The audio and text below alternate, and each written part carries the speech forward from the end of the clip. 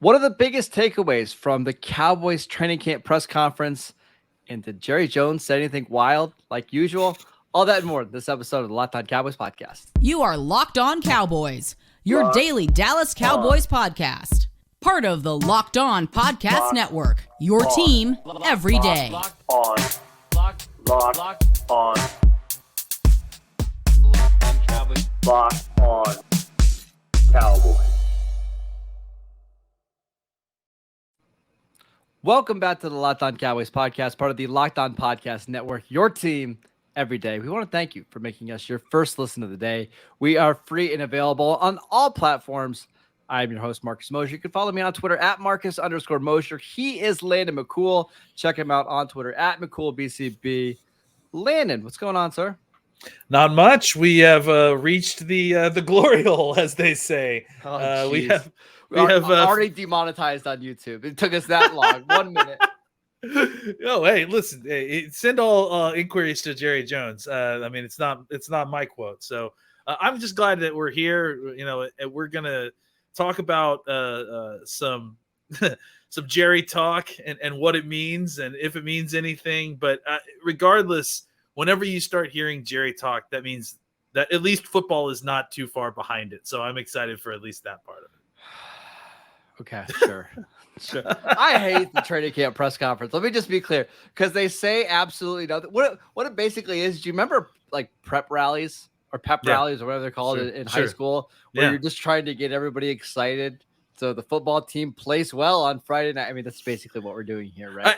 You know what it is for me? It's like it's what by the time that this press conference comes around, whatever made us angry in the off season has mostly kind of died down. And whenever the press conference comes around, it's just a new opportunity for everybody to get re-upset about all the things that they were upset about with the Cowboys off season. So yeah, I mean, we'll talk about it, but it's very rarely a super news breaking press conference. It's a lot more kind of Jerry and Steven getting an opportunity to speak to the press, you know, after a long hiatus, basically. Yes. There was one big thing that everybody was talking about at the press conference, the Amari Cooper, Lyle Collins, Randy Gregory thing, which we will get to, I promise. That wasn't the biggest takeaway for me, honestly. It was actually Stephen Jones and Jerry Jones's comments on Dalton Schultz, who we know the Cowboys weren't able to come to a long-term deal on Schultz. But Jerry Jones made it very clear, like, they believe that they're going to come to a long-term extension with Dalton Schultz. They praised his work ethic. They talked about that's the type of player that we want to keep around because he's durable. He works hard.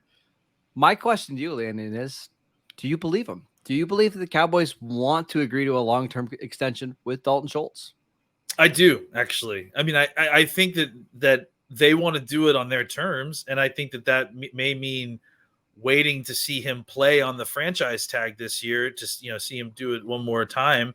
But I do honestly believe that they have an interest there and that they you know, they like developing their own, and Dalton Schultz has all the elements of the kind of person that the Cowboys are interested in signing long-term. So I actually do believe it. What type, okay, let me rephrase this. Do you think that they could sign him do you think they'll sign him to a long-term deal next year? Yes, I do. I think that honestly, if you're asked, I think what they wanted was for him to play on the franchise tag. I honestly do believe that. I think that because they didn't want us. It's a lot like the DeMarcus Lawrence situation a couple years ago, right? Where they don't mind paying the extra money to see the person prove it one more year, right? I agree. Yes. And that's where I feel like that's where they're at with Schultz. They've seen 2 good years that have made them think he's worth it, but the kind of money they're about to commit to him, I think they just want to see it happen one more time, and if it does, they'll happily pay him, you know, whatever the market price is. Do you think they'll make him the highest paid tight end in the NFL? Because that's kind of what we're going to be trending towards. Let's say he has another 800-yard, 8-touchdown season. They're probably going to have to make him the highest paid tight end in the league, even though he's not a top 3 tight end. Yeah, and honestly, I don't necessarily have a problem with that because, I mean, you know, the highest paid tight end in the league is something that is probably going to change, you know, as we go quite a bit. Do I think that Dalton Schultz is the best tight end in football? No.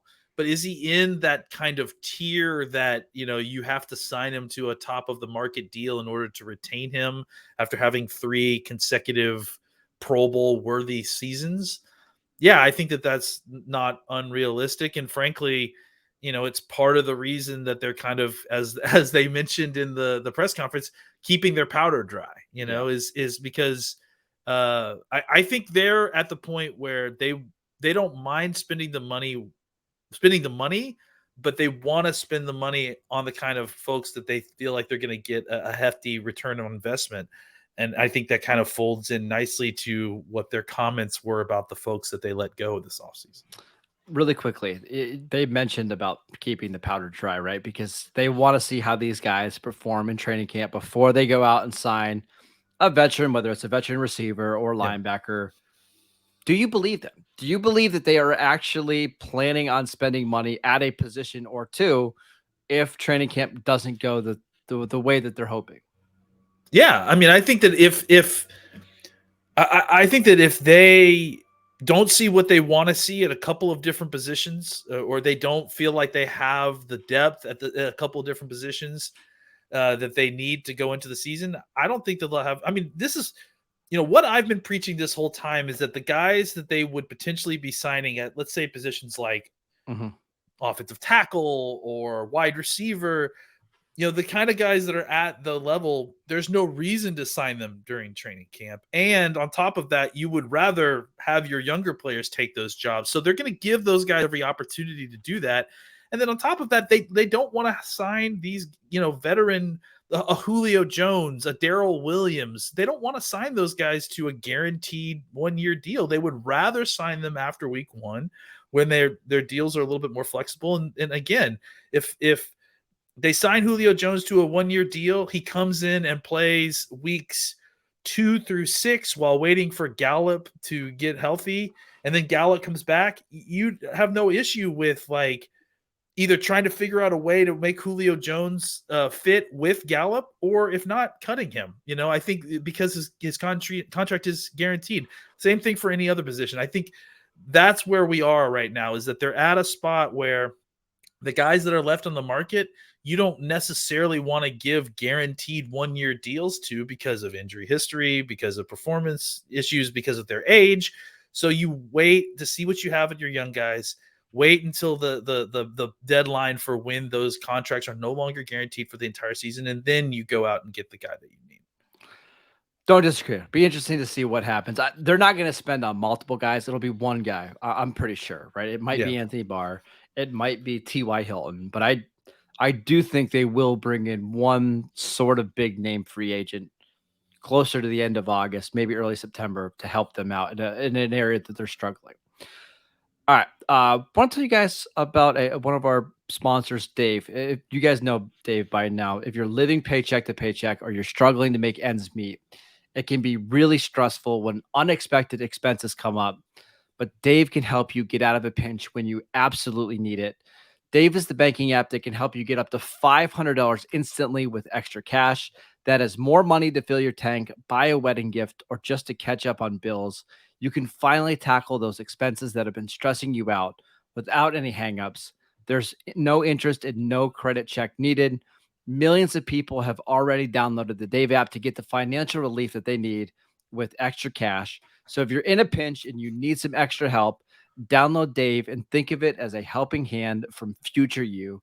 Download the Dave app from the App Store right now. That is DAVE. Sign up for an extra cash account and get up to $500 instantly. For terms and conditions, go to dave.com/legal. Instant transfer fees apply. Banking provided by Evolve.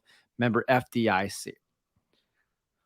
All right, Landon, let's talk about the more controversial thing that Jerry Jones said. Maybe it's not controversial because I think you and I have some different thoughts on this. But oh boy, Jerry Jones was talking about how when you pay guys a lot of money, you need them not only to be good players, but you need them to be available. And he was basically talking about Amari Cooper, not just on the field, but also on the practice field.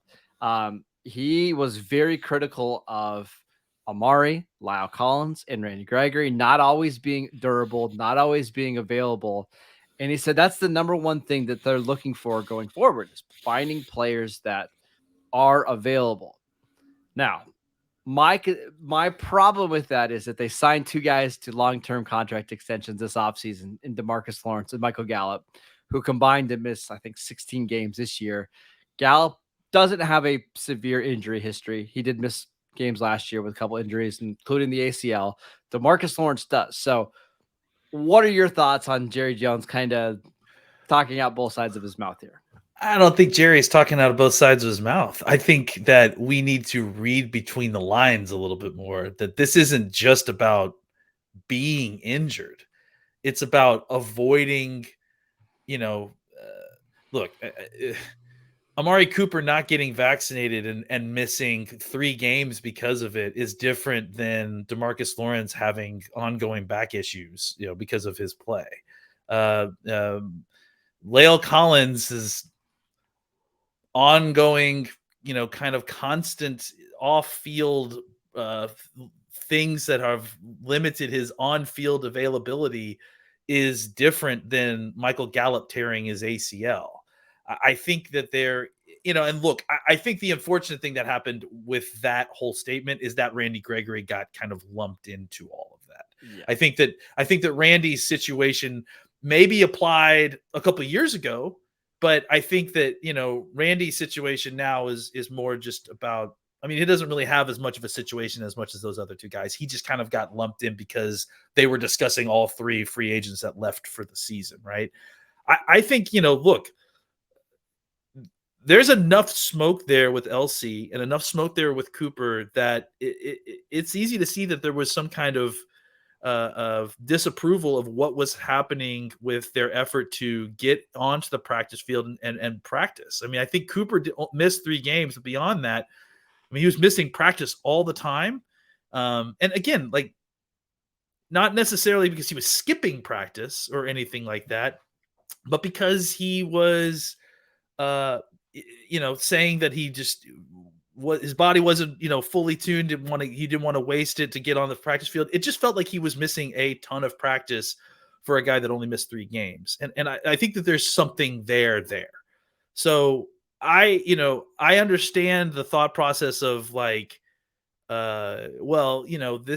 it's kind of one thing. How can you say that you don't want to sign these guys and then turn around and sign Cooper and sign Gallup and DeMarcus Lawrence? But at the same time, those situations, it's not just about being injured and circumstantial stuff there. It's about the efforts to get back onto the field. It's about the avoiding the easy, avoiding the simple stuff in order to make sure that you are available.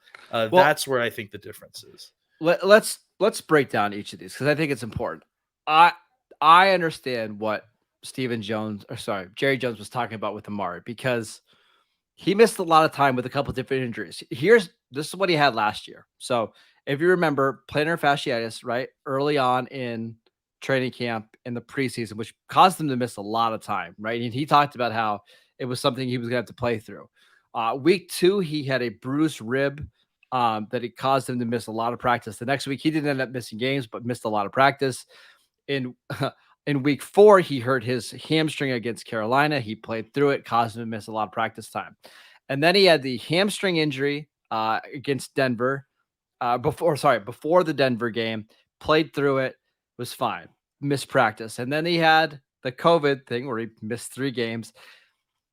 I think part of the reason why they struggled at the end of the year is they just didn't practice a lot together That's exactly it. And remember, the Cowboys were very cautious too with Michael Gallup coming back from the calf pull. They didn't have him practice at all.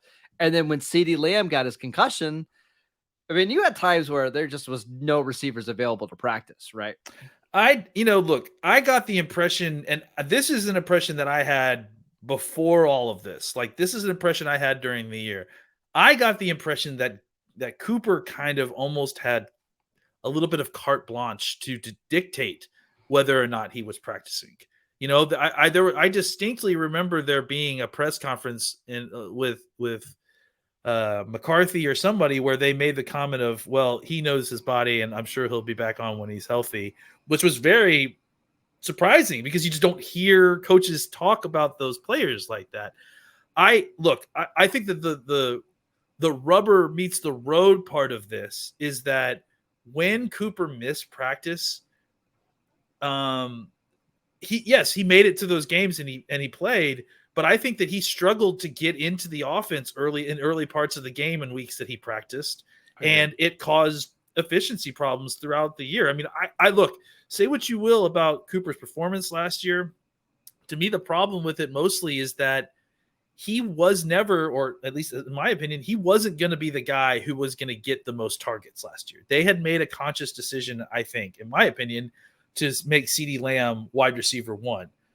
What that means is that you needed Cooper to be a more efficient wide receiver 2. He was going to get less targets, and he needed to do more with those. And unfortunately, he didn't. And I don't think that that's because Cooper isn't a talented guy and can't do that. If anything, I think he is very talented. I think the problem was, just mismatched chemistry, a lack of being on the same page. And a lot of it had to do with the fact that it felt like he practiced maybe half the practices last year, despite playing in 14 games or whatever it was. He missed a lot of practice. And I think that translated to the field in a lot of different ways. Yeah.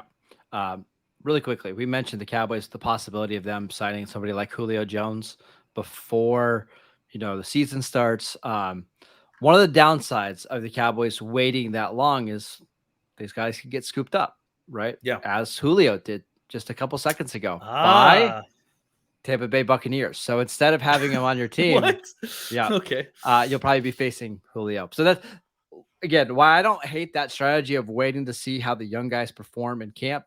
This is one of the downsides. A lot of these guys will get picked up between now and September 1st. Julio is one of those guys to go. A couple other things to talk about from the press conference that happened here on Tuesday. Jerry Jones and Stephen Jones mentioned their full confidence in Mike McCarthy. I mean, what else are they going to say, really, right? Yeah, it seems like nothing to talk about. And right? Again, that's why a lot of this press conference stuff is not helpful because they're gonna say what they're gonna say. As far as they're gonna give you the spin, they're not necessarily gonna give you the truth about a lot of this stuff up front. So what are they supposed to say? Well, Mike better get to the divisional round of the playoffs this year, or he's getting fired. They're just not gonna say stuff like that. So. The biggest takeaway, for me at least, is Stephen Jones was talking about some of the young guys that are going to get a lot of chances in training camp and that they need to step up. Stephen Jones mentioned CeeDee Lamb, Tyler Smith, and then, of course, Matt Waletzko. And actually, that was the order. It was CeeDee Lamb, Tyler Smith, both first-round picks, Matt Waletzko. But he's not wrong. They need a lot of their young guys from the last 2-3 draft classes to step up. He also mentioned Josh Ball, but just thought it's interesting that the Cowboys, it doesn't appear that they're going to be letting Waletzko sit back and develop. Like, they want him to play, I think, a lot here in training camp and show that he's potentially ready to take the swing tackle job. Well, I think that just shows you exactly what we just talked about, right? Like, that's what they're keeping their eyes on. They need those guys to step up if they don't want to, if they want to help avoid having to go to the free agent marketplace and sign one of these guys. If Waletzko comes out and plays incredibly, and you feel that he can, do the job by some point in training camp, then maybe you don't feel the immediate pressing need to go out and sign a guy. I think these positions are very different. Like, that's the thing, right? Even though the signing situation may be very similar with wide receiver and tackle, like any offensive tackle that you would potentially be looking to, like the spot that you're looking for in offensive tackle is not a starter position. You're looking for a potential backup, a swing tackle, or a guy who could, potentially just come in and start if you needed to him for a couple games. At the wide receiver spot, you're potentially shopping for someone who will be taking a starting spot, you would think, for at least the first couple of weeks until either Gallup is back or Tolbert is ready. So I think that even though the tiers of where you're shopping are similar, the fit is different. And so that's why I think he mentioned, well, let's go, is because tackle and to me, tackle and wide receiver are those spots where, yes, hey, we're keeping an eye on what the young guys are doing. And if it's a short leash, if that doesn't work out, then we starting to take a look at what's available on the free agent market. Again, I'm going to mention the market again. You're starting to see some of those guys come off the board a little bit, though. Michael Schofield signed a deal yesterday. Riley Reif got $12 million today from the Chicago Bears. Can't wait too long. That's why you got to find out quick, right? I mean, you got to know in the next 2 weeks. I mean, let's put it this way: do you want to give Riley Reif $12 million? Because I sure don't. And that's the other part of it, is that, like, is it worth it? Like, is it worth it to pay a swing tackle $12 million? I mean, he's not going to be a swing tackle for whoever he signs for Chicago, with, but, yeah. Yeah, definitely not for Chicago. But he might be the best offensive lineman. He might be the best offensive lineman they've got right now. No, but I mean, I think that's the point, right? Is that right now some of the money that may be requested is more than you want to pay for a guy that you're hoping never plays. So you're right. There is a gambit that you have to run. It's like, can you get through to where you need to make the evaluation before that tier of free agent is gone? Both tackle and wide receiver have quite a few bodies there. So yes. I think it's a safe gambit for now. Last thing, we are officially in best shape of their life season. We saw it earlier this year with Ezekiel Elliott. Mike McCarthy said Micah Parsons has lost a little bit of weight this year, is in great shape. Mike McCarthy himself is looking nice, lean and trim, getting ready for beach season. I don't even know how thoughts. Yeah. Well, thank you for that. Yeah, I mean, it's a Parson weight thing isn't a big deal, because who cares if he's 240 or 250? Like, he's going to be a problem, whatever weight he's at. It doesn't concern me. It doesn't really get me excited though either. Yeah, I have a hard time with the.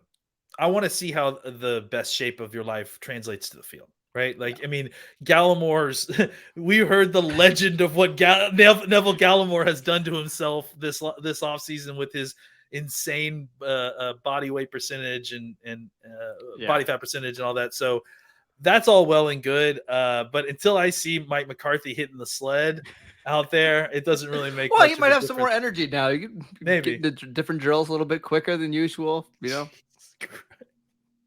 I'm just waiting for John Machota to take a picture of him with a shirt like nice, like tight against his body, showing how much muscle or how much weight he's lost. You're worried about me demonetizing this channel when we've been sitting here fat shaming people for well over 10 years while I am, noticeably fat. So, yeah, we're in the best shape of our lives. We're in the best shape of our lives too. That's right. So I guess, the point is that it doesn't mean anything until we see it translated to the field, basically. And so it means nothing. I just ignore it. Yeah. It means nothing for until we actually see them practice. It means literally nothing. But yeah. All right. That is it for today's show. Thank you for making Locked On Cowboys your first listen today. That's the way we want to end the show. Talking about players who got fat and skinny. Now make your second listen, the Locked On NFL podcast. Our national NFL experts and insiders keep fans dialed in with the biggest stories and the latest news from around the league, because an offseason doesn't equal a break in the action. You can follow the show wherever you get your podcast. Check us out on Twitter at Locked On Cowboys. You can follow Landon at McCool BCB.